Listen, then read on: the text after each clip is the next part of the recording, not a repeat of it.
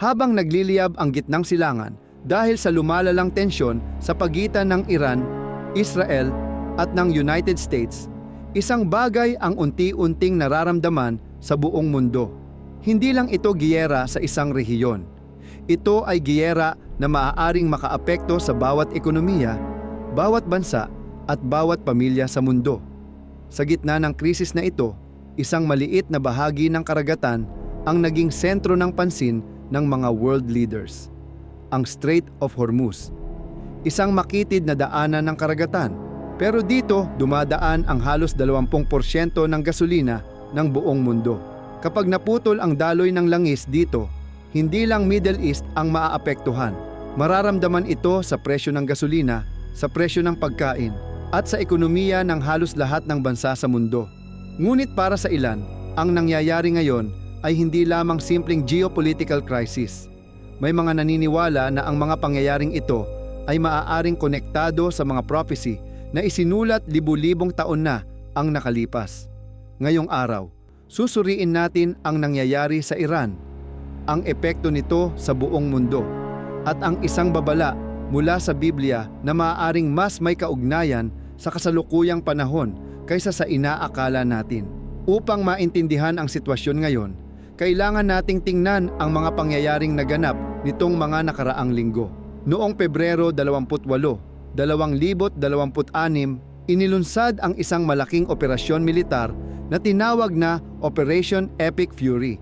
Ang operasyong ito ay nagdulot ng serye ng airstrikes at military responses sa pagitan ng Iran at ng mga kaalyado ng Israel at United States.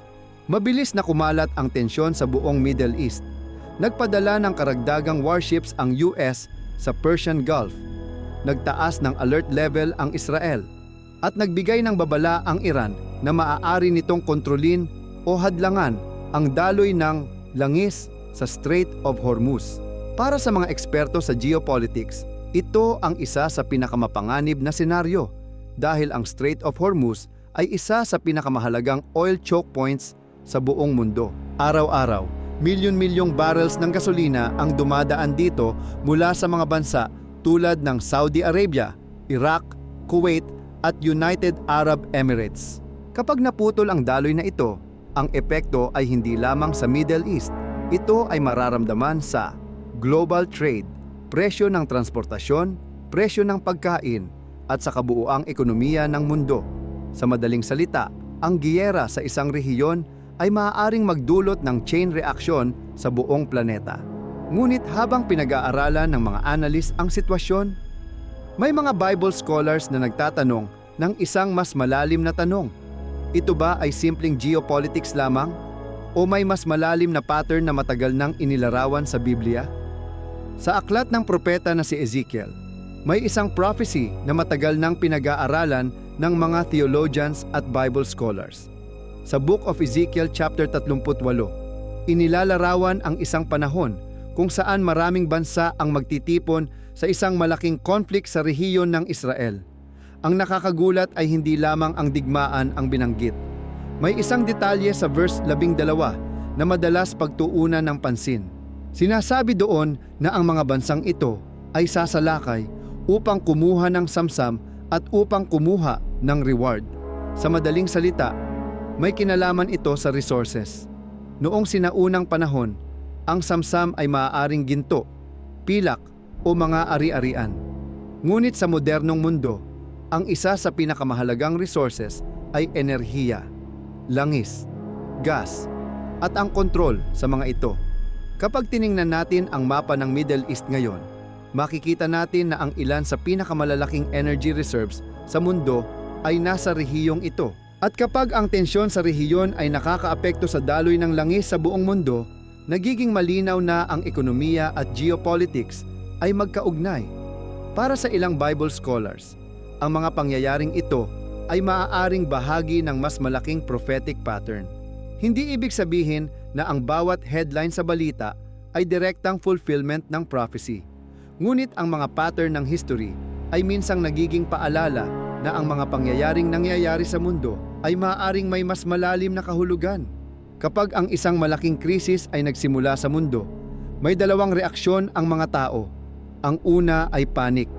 Ang pangalawa ay denial. Ngunit sa maraming pagkakataon sa kasaysayan, ang pinakamapanganib na sandali ay hindi kapag malinaw ang krisis, kundi kapag ang mga tao ay nagsisimulang magpakakampante, kapag ang balita ay tila bumabalik sa normal, kapag iniisip ng lahat na tapos na ang problema. Sa geopolitics, may isang konsepto na tinatawag na false peace, isang pansamantalang katahimikan bago ang mas malaking krisis. Hindi natin alam kung ano ang eksaktong mangyayari sa mga susunod na buwan. Ngunit malinaw ang isang bagay. Ang mga pangyayari sa Middle East ay may kakayahang baguhin ang direksyon ng global economy at geopolitics. Ngunit mahalagang tandaan ang isang bagay. Ang prophecy sa Biblia ay hindi ibinigay upang takutin ang mga tao. Ito ay ibinigay upang magbigay ng babala at pag-asa. Ang mundo ay maaaring dumaan sa mga panahon ng kaguluhan. Ang mga bansa ay maaaring magbanggaan. Ang ekonomiya ay maaaring magbago.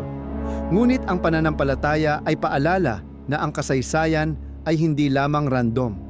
Para sa maraming believers, ang mga pangyayaring ito ay paalala na ang mundo ay patuloy na gumagalaw patungo sa isang mas malaking layunin. At ang pinakamahalagang paghahanda ay hindi lamang ekonomiya, kundi spiritual readiness.